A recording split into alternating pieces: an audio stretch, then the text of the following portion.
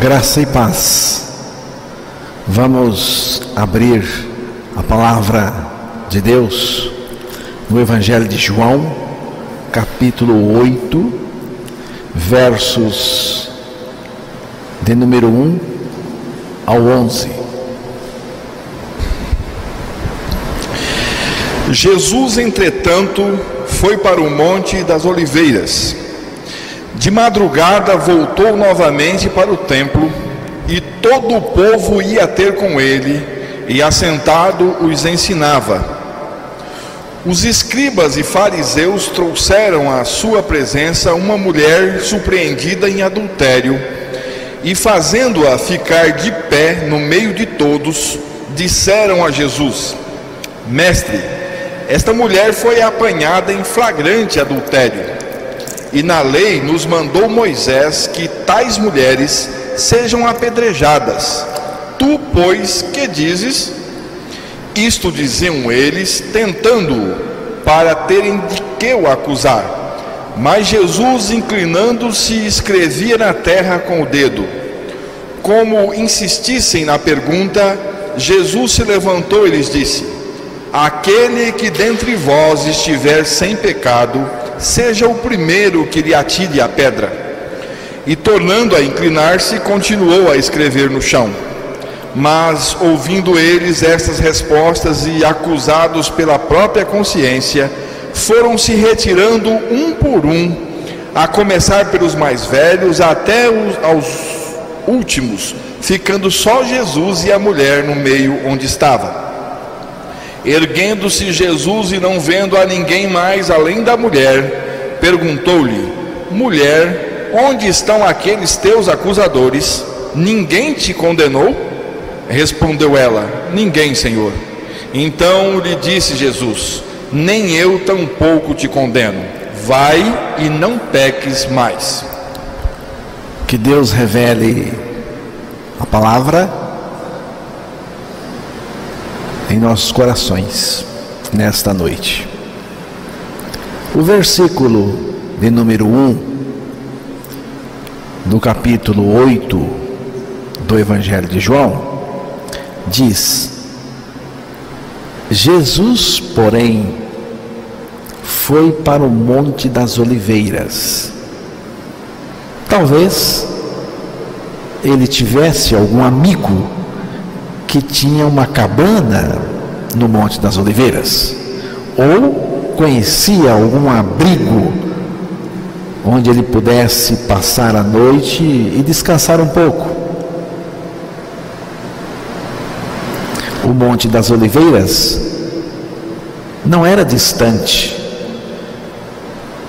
e bem cedinho, de madrugada, Jesus voltou. Capítulo 8 de João, versículo 2. De madrugada voltou novamente para o templo, e todo o povo ia ter com ele, e assentado os ensinava. Jesus voltou cedo, sentou-se e ensinava a todos os que estavam lá.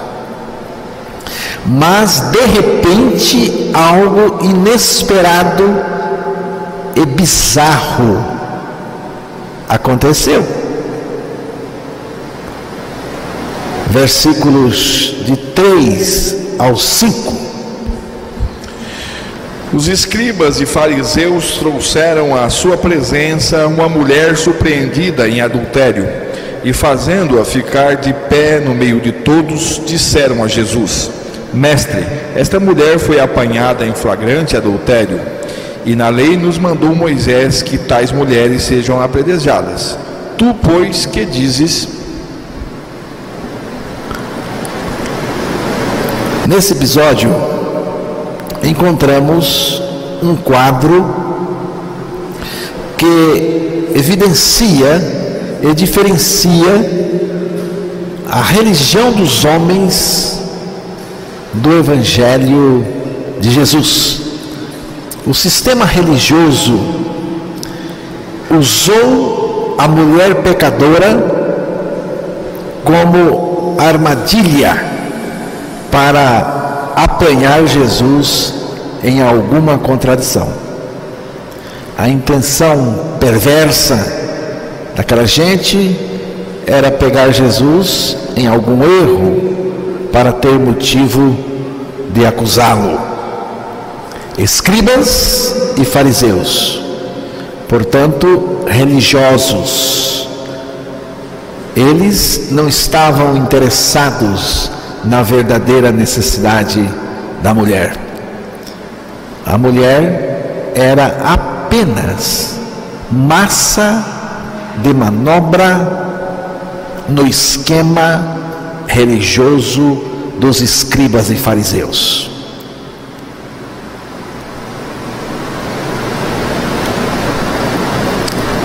Religião é um esquema, e vou dizer mais, é um esquema mais corrupto do que a política. A corrupção religiosa é pior do que a corrupção política. Você vê aqui no caso da mulher, a mulher adúltera, que foi apanhada no ato. A mulher era apenas massa de manobra no esquema religioso dos escribas e fariseus. Eles não estavam interessados no nome da mulher, se ela tinha um nome, se ela tinha filhos, quem eram os seus filhos, se tinha sido abandonada pelo marido, rejeitada. Não estavam interessados em suas lágrimas, se ela sofria com aquilo. Não estavam interessados nas suas noites de angústias, que certamente ela passava, nas suas dores morais. E eles não estavam interessados nas suas dores morais e na sua vergonha. O pecador tem que ser levado a Jesus, sim. É para Jesus que temos que levar, encaminhar os pecadores, para que eles sejam salvos e libertos por Jesus. Mas isso não parece ter sido a intenção dos escribas e fariseus. Eles queriam que a mulher se danasse ainda mais do que já estava. Jesus, com a sua sabedoria divina, colocou o dedo na ferida daqueles religiosos, dizendo-lhes: aquele que de entre vós não tem pecado, seja o primeiro que atire pedra contra ela. João 8, versículo 7. Com isso, Jesus abriu a caixa preta deles, lá onde estão os segredos escondidos, que ninguém sabe, só a pessoa.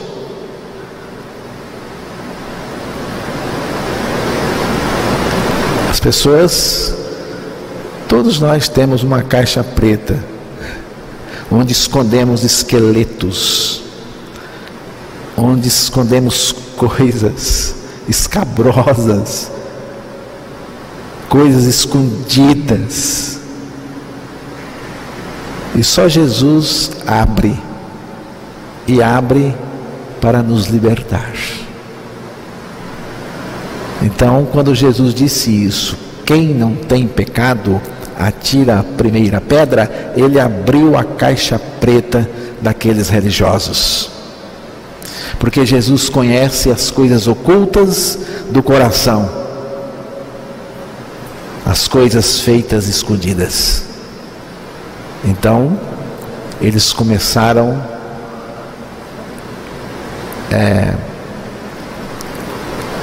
a consciência deles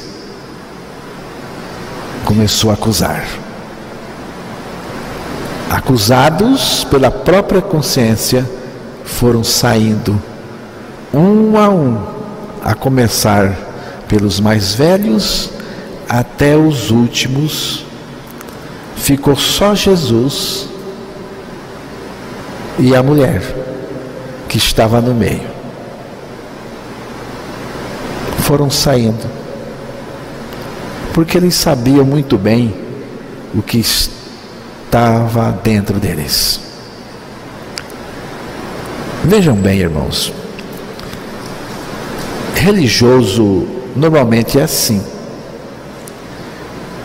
Eles eram rígidos com os pecados dos outros, mas frouxos com os seus próprios pecados. Condenavam os pecados dos outros, mas justificavam os seus pecados. Não é isso que acontece, irmãos? Pregadores, crentes, acusando o mundo, falando do pecado do mundo, mas defendendo seus pecados aqui na igreja, dizendo que não tem como não pecar.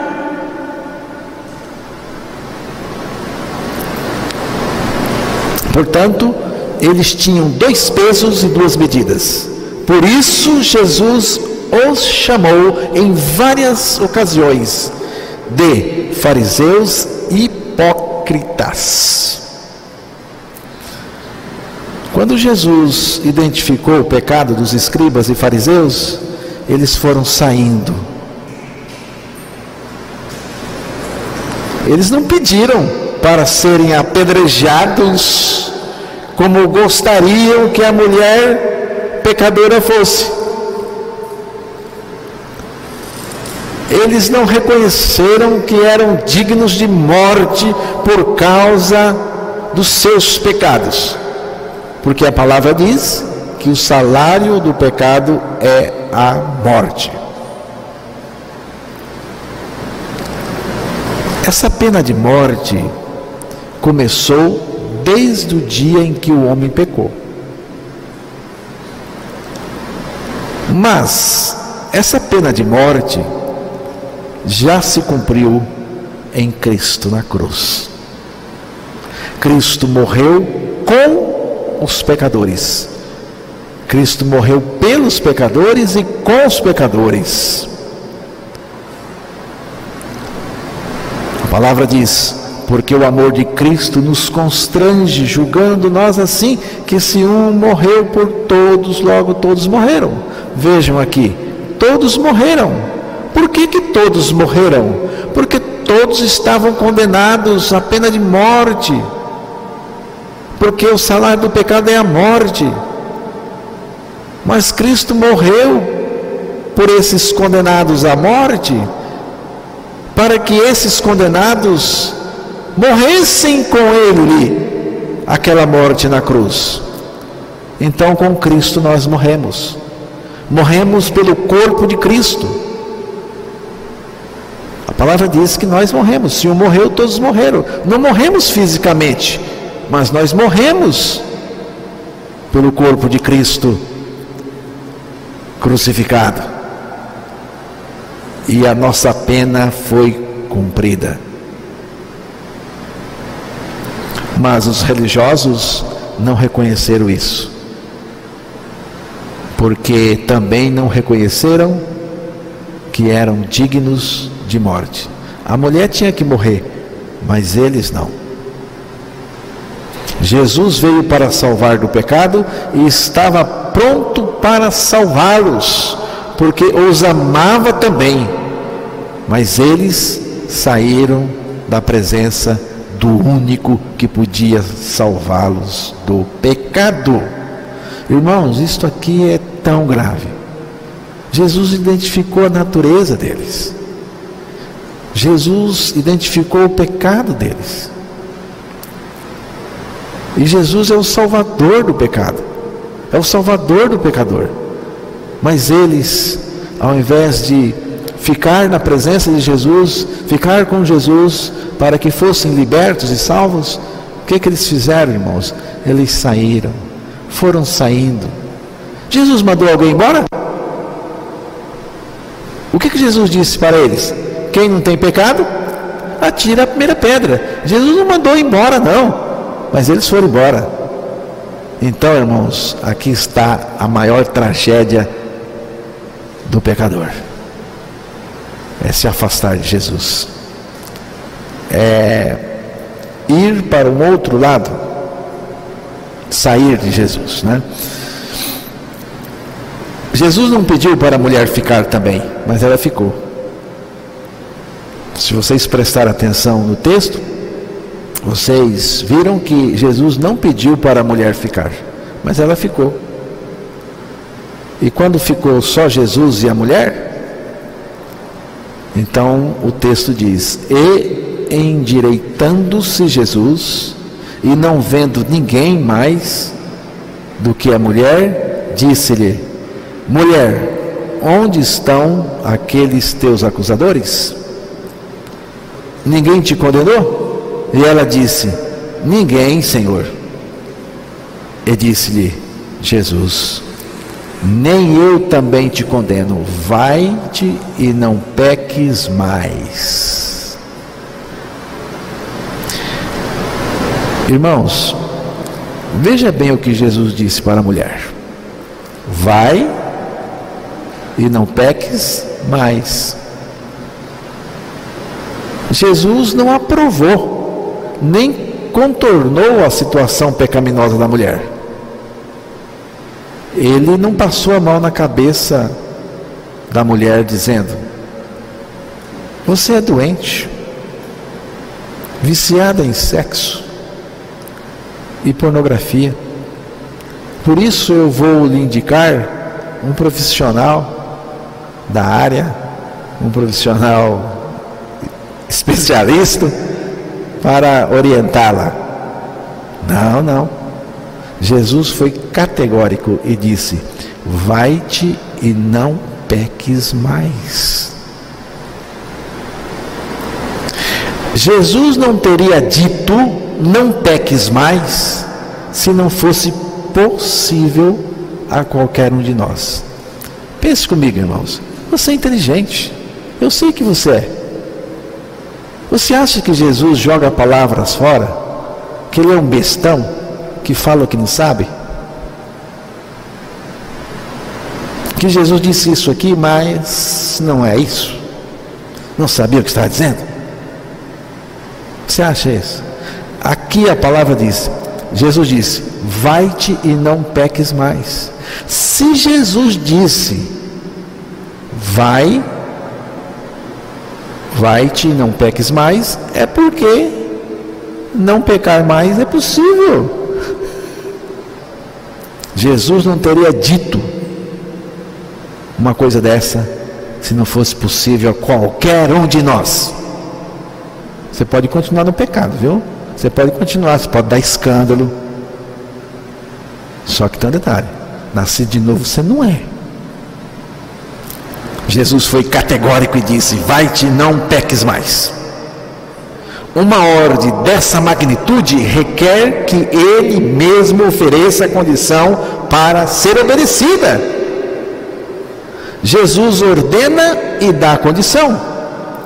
E a condição que Jesus nos oferece contra o pecado é a nossa morte com ele. Pois a palavra diz: que diremos, pois? Permaneceremos no pecado para que a graça abunde?